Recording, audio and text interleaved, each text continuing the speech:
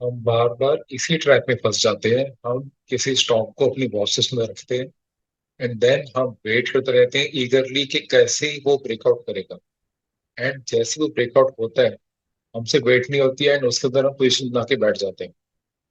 And अगर वो false breakout होता है, वो वहां से रिवर्स होता है, एंड देन हम उसके अंदर बैठे रहते हैं एंड हम सोचते हैं कि चलो कभी ना कभी तो रिवर्स होकर दोबारा हम प्रॉफिट में आ जाएंगे। काफी बारी उसको दोबारा प्रॉफिट आने के लिए कुछ हफ्ते कुछ महीने लग जाते हैं।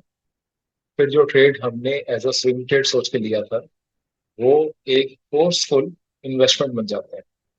तो इस वीडियो के अंदर हम बहुत सिंपल वे से समझेंगे कि कैसे हमने फॉल्स ब्रेकआउट में नहीं फंसना। मैं पहले आपको ड्रॉ करके सिखाऊंगा बहुत ही बेसिक, एंड देन उसको सेम एक लाइव चार्ट के अंदर हम देखें। तो यहाँ पे अगर आप जैसे देख रहे हो कि आप ऐसे कैंडल्स आपकी नीचे जा रही हैं, एक प्राइस आपका एक बेस बना रहा है सपोज।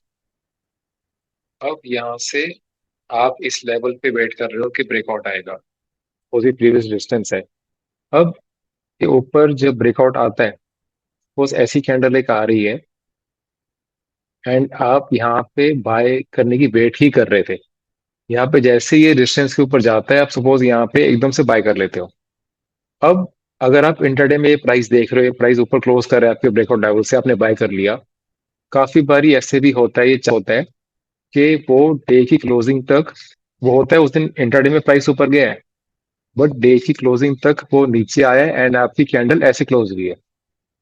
अगर आपकी कैंडल ऐसे क्लोज हो गई है, तो पहली बात तो वहां पे ब्रेकआउट आया ही नहीं। बिकॉज तभी मैं कह रहा हूँ कि जैसे ये डेली कैंडल है, अगर डेली चार्ट है तो डेली के अंदर आपने क्लोजिंग की वेट करनी है।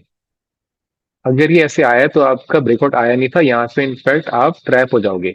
एंड जब ऐसे एक मूव आती है तो ये शो करता है कि यहाँ पे सेलर स्ट्रांग थे। इवन दो बायर्स ने यहाँ पे ऊपर प्राइस पुश करने की ट्राई करी, बट सेलर्स बहुत स्ट्रांग थे और यहाँ से प्राइस को नीचे पुश कर करके नीचे लाके वहां पे क्लोज करा है। तो इंटरडे में जो हुआ वो नॉइज होती है, हमेशा जहाँ पे क्लोज होती है वो आपका सबसे ज्यादा मैटर करता है। वो दिखाता है कि अल्टीमेटली आपके बायर्स और सेलर्स में से कौन जीता है।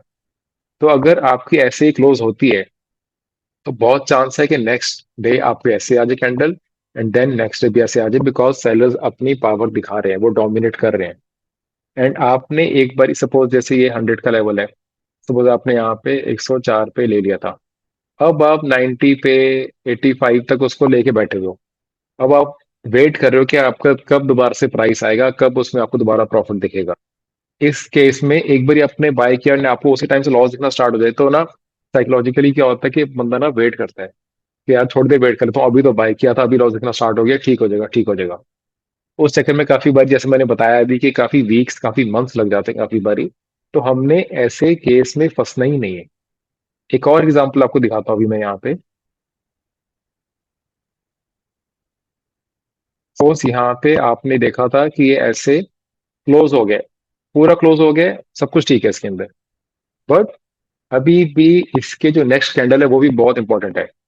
अब अगर यहाँ पे प्राइस सपोज यहाँ तक गया है, प्राइस यहाँ पे जाने के बाद देन अगेन यहाँ पे आके क्लोज हो जाता है। इसके हाई के ऊपर प्राइस नहीं जा पाया, जाया बट क्लोज नहीं कर पाया।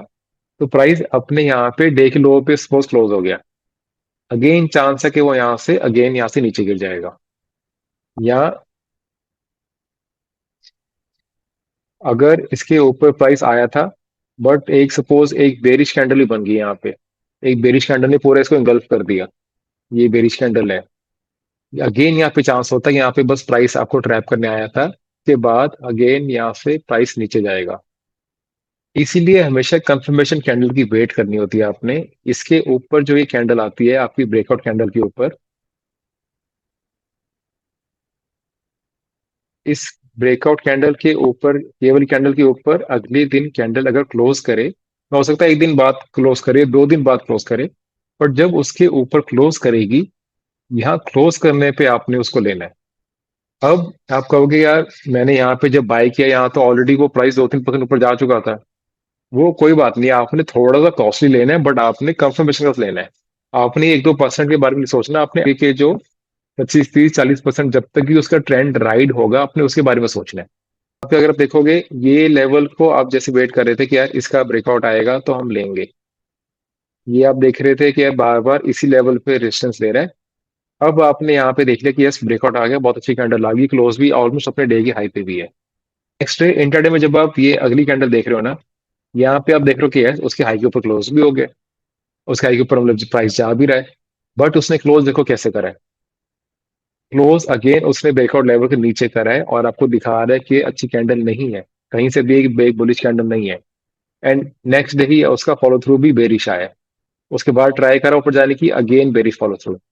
अब इवन दो ये ट्राई कर रहा है आज के दिन में ये यहाँ से दोबारा से ऊपर जाने की, बट अब जो ये प्रीवियस जो आपका जोन था, जो बार बार एज ए रेजिस्टेंस वर्क कर रहा था, फिर आपने उससे ब्रेकआउट दिया, अब दोबारा से वो चीज as a resistance again work कर सकती है।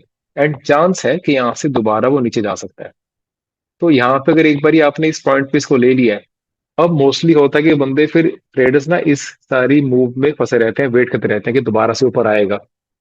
तो यहाँ पे इसीलिए हमें कंफर्म कैंडल की वेट करनी होती है। कंफर्मेशन करके उसकी वेट करके लो, थोड़ा सा कॉस्टली लो, बट एटलीस्ट जो आगे की ये जो सारी मूव हमने राइड करनी है ना, हमारा फोकस उस पर होना चाहिए कि जब तक ये ट्रेंड है तब तक हम इसे राइड करें। वो हो सकता है कि आप मूविंग एवरेज से राइड करो, सुपर ट्रेंड से राइड करो, जो भी आपकी स्टाइल है। एंड अगर अभी तक आपके पास स्ट्रेटजीज नहीं है, आपको नहीं पता कैसे राइड करना है, आपको नहीं पता कि ऐसे स्टॉक्स कहाँ से स्कैन करने हैं जहाँ आपको बहुत अच्छे मोमेंटम वाले मूवमेंट दे रहे हैं, जो आपको मोमेंटम ब्रेकआउट से पहले कैसे स्कैन करना है, फिर उसको स्कैन करके कैसे राइड करना है, कहाँ पे लेना है, कहाँ तक रखना है, कहाँ बेचना है, इस सब की आपको पता है। वीडियो सीरीज का मैंने लिंक दिया होता है मेरी ऐप के अंदर, जाके आप वो वीडियो सीरीज देख सकते हो। 3 साल के लिए वो वैलिड रहती है, वीडियोस आप मल्टीपल टाइम देख सकते हो। एंड उसमें अगर आपको कोई डाउट आता है तो ऐप के अंदर ही चैट सेक्शन है, वहां पे आप डायरेक्टली मुझे मैसेज कर सकते हो।